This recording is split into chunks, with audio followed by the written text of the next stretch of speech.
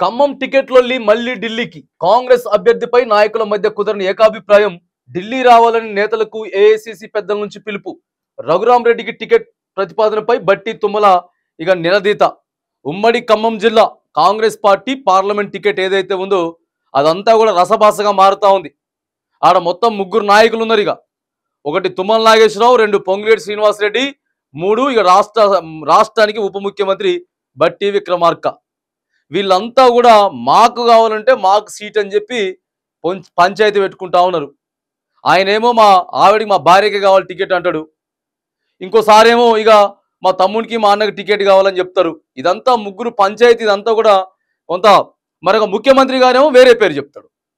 ముఖ్యమంత్రి గారు ఒక పేరు చెప్తాడు, ఆడ ముగ్గురు మంత్రులు వేరే వేరే పేర్లు చెప్తామంటే అధిష్టానానికి పెద్ద తలనొప్పిగా మారిపోయింది. ఇవన్నీ కాదా బాబు ముచ్చట్లు, మళ్ళా మీరంతా ఒకసారి రాండి అని చెప్పి ఢిల్లీకి మన కాంగ్రెస్ పార్టీ అధిష్టానం వాళ్ళందరినీ పిలుస్తా ఉంది. ఖమ్మం కాంగ్రెస్ అభ్యర్థి ఎంపిక కథ మళ్లీ మొదటికొచ్చింది. అభ్యర్థి ఎంపికపై జిల్లా నేతల మధ్య ఏకాభిప్రాయం కుదరకపోవడం ఏఐసీసీకి తలనొప్పిగా మారింది. ఖమ్మం కాంగ్రెస్ లో ముగ్గురు కీలక నేతల ఆధిపత్య ధోరణి మధ్య ఎంపీ అభ్యర్థి ఖరారు కాలేదు. దీంతో విజయ అవకాశాలు తగ్గిపోతున్నాయని పార్టీ శ్రేణులు ఒకవైపు, నామినేషన్ల దాఖలకు గడువు దగ్గర పడుతుందని అధిష్టానం ఇంకోవైపు ఆందోళనకు గురవుతున్నాయి. ఈ నేపథ్యంలో జిల్లాకు చెందిన ముగ్గురు మంత్రులు, ఒకరు డిప్యూటీ సీఎం వెంటనే ఢిల్లీ రావాలని ఏఐసీసీ నుంచి పిలుపు వచ్చినట్టు ఆ పార్టీ వర్గాల సమాచారం. ఆ ముగ్గురు అభ్యర్థి ఎంపికపై ఏకాభిప్రాయంతో అస్థినికి వెళ్తారా, లేదా నిర్ణయాన్ని మీరే తేల్చండి ఏఐసీసీకి వదిలేస్తారా అనేది ఇప్పుడే చెప్పలేమని జిల్లా పార్టీ వర్గాలు కూడా పేర్కొంటా ఉన్నాయి. మరి ఎట్లా, మరి మీరు ముగ్గురు కలిసి ఒక క్యాండిడేట్ ని డిసైడ్ చేస్తారా, లేకపోతే డిసైడ్ చేసుకుని మరి ఢిల్లీకి పోతారా? ఇప్పుడు ఎట్లయితే ఎడమొహం పెడమొహంగా ఉండి అభ్యర్థి విషయంలో మళ్ళీ ఇట్లనే ఎడమొహం పెడమొహంగా పోయి మళ్ళీ ఢిల్లీలో కూడా పోయి ఆడ కూడా మళ్ళా ఇదే పంచాయతీ పెడతారా? ఓ పక్కేమో మరి ఎన్నికల నామినేషన్ వేయాలి, నామినేషన్ వేయడానికి సమయం దగ్గర పడతా ఉంది. మరి మీరేమో ఇంకా ఎవరిని ఫైనల్ చేయకుండా, మరి ఏదైనా ఒక అభ్యర్థిని ఢిల్లీ అధిష్టానం ఫైనల్ చేస్తే వీళ్ళ వర్గానికి వీళ్ళ కుటుంబీకులకి టికెట్ రాలేదని మళ్ళా అధిష్టానం డిసైడ్ చేసిన టికెట్ ని ఎవరైతే అభ్యర్థి ఉన్నారో ఆ అభ్యర్థిని ఓడిపోవడానికి కూడా ప్రయత్నాలు చేసే అవకాశం ఉందని కూడా మరి పెద్ద ఆలోచన చేస్తా ఉంది అధిష్టానం. ఇదంతా వర్గపోరు, ఒకటే పార్టీలో ఉండి మరి మీరంతా కూడా ఒక ఏకాభిప్రాయంకి రాకుండా అధిష్టానాన్ని ఇబ్బంది పెట్టే ప్రయత్నాలు చేస్తా ఉందని కూడా మరి అధిష్టానం వాళ్ళకి ఏం చెప్తా ఉంది. అసలు ఏం జరిగిందంటే, ఖమ్మం ఎంపీ టికెట్ ను తమ కుటుంబ సభ్యులకే ఇవ్వాలని జిల్లాకు చెందిన డిప్యూటీ సీఎం బట్టి విక్రమార్క, మంత్రులు పొంగులేటి శ్రీనివాసరెడ్డి, తుమ్మల నాగేశ్వరరావు ప్రయత్నిస్తున్నారు. ఈ మూడు కుటుంబాలకు కాకుండా వేరే వ్యక్తికి టికెట్ ఇవ్వాలని కాంగ్రెస్ కేంద్ర ఎన్నికల కమిటీ సమావేశం తేల్చి చెప్పింది. దీంతో కాంగ్రెస్ సీనియర్ నాయకుడు, మాజీ ఎంపీ రామ్ సాహెం సురేందర్ రెడ్డి, మిగతా 10వ పేజీలో వార్త మనకు కనపడతా ఉంది. ఒకసారి 10వ పేజీ కూడా చూసుకున్నట్టయితే,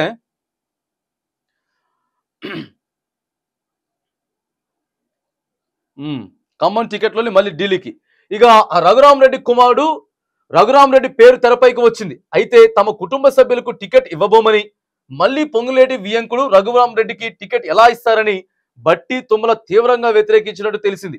పైగా 2014 ఎంపీ ఎన్నికల్లో తప్ప వైసీపీ తరపున పొంగులేటి శ్రీనివాసరెడ్డి ఖమ్మం నుంచి రెడ్డి సామాజిక వర్గానికి చెందిన అభ్యర్థి గెలిచిన చరిత్ర లేదని కూడా కాంగ్రెస్ కేంద్ర ఎన్నికల కమిటీ సమావేశంలో బట్టి విక్రమార్క తన వాదనను గట్టిగా వినిపించినట్టు కూడా సమాచారం అట. ఆల్రెడీ పొంగులేటి శ్రీనివాసరెడ్డి గారికి సంబంధించినటువంటి వ్యక్తులకు టికెట్ ఇస్తే గెలిచేటటువంటి ఆస్కారం లేదు. ఒక్క 2014 ఎంపీ ఎన్నికల్లో తప్ప ఇక్కడ నుంచి వెళ్ళి అసలు మనం రెడ్డి సామాజిక వర్గానికి చెందినటువంటి వ్యక్తి ఈ ఖమ్మం పార్లమెంట్ టికెట్ గెలిచినటువంటి అసలు ఏం లేవు, గెలిచినటువంటి ఆనవాళ్ళు కూడా లేవు, అసలు గెలవలేదని చెప్పి మరిగా ఉప ముఖ్యమంత్రి బట్టి విక్రమార్క అయితే గట్టి వాదనలు వినిపించాడు. ఎందుకనంటే పొంగులేటి వర్గానికి టికెట్ రావద్దని చెప్పి క్లియర్ కరాఖండిగా ఆల్రెడీ తేల్చి చెప్పేసిండు ఆడ. మండవను తెరపైకి తెచ్చినటువంటి రేవంత్ రెడ్డి ముఖ్యమంత్రి గారు మళ్ళొక పేరు నాడికెళ్ళి పైకి తీసుకొచ్చిండు ఖమ్మం నుంచి వెళ్ళి. ఈ పంచాయతీని తనకు అనుకూలంగా మలుచుకొని సీఎం రేవంత్ రంగంలోకి దిగి నిజామాబాద్ జిల్లాకు చెందిన మండవ వెంకటేశ్వరరావు పేరు తెరపైకి తీసుకొచ్చారు.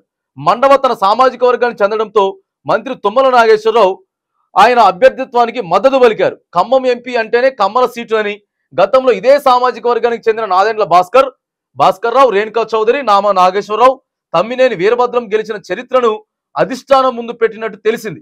ఈ పంచాయతీలో వేరే వ్యక్తి పేరు తెరపైకి రావడంతో కంగుతిన్న బట్టి పొంగులేటి ఏకమై ఇక మండు అభ్యర్థిత్వాన్ని తీవ్రంగా వ్యతిరేకించినట్లు ఇక తెలిసింది. రేవంత్ రెడ్డి సారేమో ఒక పేరు తీసుకొస్తే కమ్మ సామాజిక వర్గానికి చెందినటువంటి వ్యక్తిని తెరపైకి పేరు తీసుకొస్తే ఈ పంచాయతీనంతా ఇలా పంచాయతీనంతా మన సార్ ప్లస్ చేసుకొని పెద్ద సారు ఇది చేయబోతా ఉంటే మళ్ళీ ఆడేం చేసిర్రు రైట్ ఇక తుమ్మల నాగేశ్వరరావు గారు మరి అదే కమ్మ సామాజిక వర్గానికి చెందినటువంటి నాయకుడు కాబట్టి మళ్ళీ ఈ రేవంత్ రెడ్డి గారు తీసుకొచ్చినని ఆయనకు మద్దతు తెలిపిండు.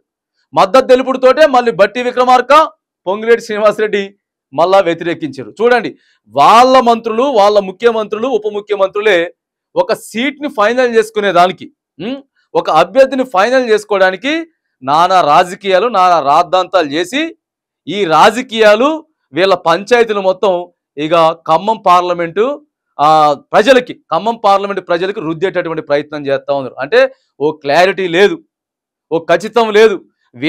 వీళ్ళకే క్లారిటీ లేకపోగా ఇక వీళ్ళు ఎట్లా పరిపాలన చేస్తారండి అర్థం కాదు. ఏ రకంగా పరిపాలన చేస్తారు? ఇగో ఇది కథ. ఇదంతా జరిగేటటువంటి పంచాయతీ ఖమ్మం పార్లమెంటు నియోజకవర్గ వ్యాప్తంగా ఉన్నటువంటి నాయకులంతా కూడా ఇగో ఏ రకంగా ఇక్కడ పంచాయతీ పెట్టుకుంటా ఉన్నారో ఆ సీట్ను ఫైనల్ చేసుకోవడానికి మీరు ఒకసారి చూడాలి. రైట్ ఇక ఈ పంచాయతీలో వేరే వ్యక్తి పేరు తెరపైకి రావడంతో కంగుతిన్న బట్టి పొంగులేటి ఏకమై మండువ అభ్యర్థిత్వాన్ని తీవ్రంగా వ్యతిరేకించినట్టు తెలిసింది. ఇస్తే జిల్లాకు చెందిన వ్యక్తికి టికెట్ ఇవ్వాలి కానీ నాన్ లోకల్ అయిన మండువకు టికెట్ ఇస్తే అసలుకే ఎసరు వస్తుందని గెలవడం కష్టమని అధిష్టానం దృష్టికి తీసుకెళ్లడంతో కథ మళ్ళీ మొదలుకు వచ్చింది. ఇక మీరే తెలుసుకోవాలి నాయనా బాబు, పెద్ద తలకాయ నొప్పి అయిపోయింది. ఆల్రెడీ మేమంతా యూనిటీగా ఉన్నాం, మేమంతా ఒకే తాటిపై ఉన్నామని చెప్పినటువంటి మరి కాంగ్రెస్ పార్టీ వచ్చినటువంటి 4 నెలల్లోనే అధికారంకి వచ్చిన 4 నెలల్లోనే ఇన్ని పంచాయతీలు చేసుకుంటా ఉంది ఒక్క ఎంపీ సీట్ కోసం. ఇక నాన్ లోకల్ అభ్యర్థికి టికెట్ ఇస్తే ఈ ముగ్గురు పార్టీ గెలుపునకు సమిష్టిగా కృషి చేస్తారో లేదోనని అధిష్టానం వెనక్కి తగ్గినట్టు తెలిసింది. తన సోదరుడు ప్రసాద్ రెడ్డి, వియంకుడు రఘురామ్ రెడ్డిలో ఎవరికో ఒకరికి టికెట్ ఇచ్చి తాను ఒంటి చేత్తో గెలిపించుకొస్తానని పొంగులేటి రంగంలోకి దిగారు. పార్టీలో చేరినప్పుడు ఎంపీ టికెట్ తాను సూచించిన వ్యక్తికే ఇస్తానని అధిష్టానం మాట ఇచ్చిందని పట్టుబట్టారు. ఒక దశలో అధిష్టానం కూడా పొంగులేటి వాదనతో మెత్తబడి ప్రసాద్ రెడ్డి టికెట్ ఇవ్వడానికి సిద్ధమైనట్టు సమాచారం. అయితే తమ కుటుంబ సభ్యులకు టికెట్ ఇవ్వకూడదన్న నిర్ణయం ఏమైందని బట్టి తుమ్మల అభ్యంతరం వ్యక్తం చేయడంతో కథ మళ్ళీ మొదటికొచ్చింది. ఇలా కాదనుకొని బట్టి పొంగులేటిని హస్తినకు రావాలని ఆదివారం ఏఐసిసి నుంచి పిలుపు వచ్చినట్టు తెలిసింది.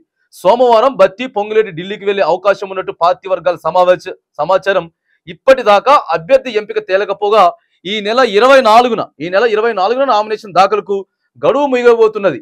ఈ నేపథ్యంలో సోమవారం సాయంత్రానికి అభ్యర్థిని ప్రకటించే అవకాశం ఉన్నదని గాంధీ భవన్ వర్గాలు కూడా ఇక వేచి చూస్తా ఉన్నాయి. ఇవాళ 22వ తారీఖు సోమవారం, 22వ తారీఖు 24వ తారీఖు వల్ల ఫైనల్ చేయాలి.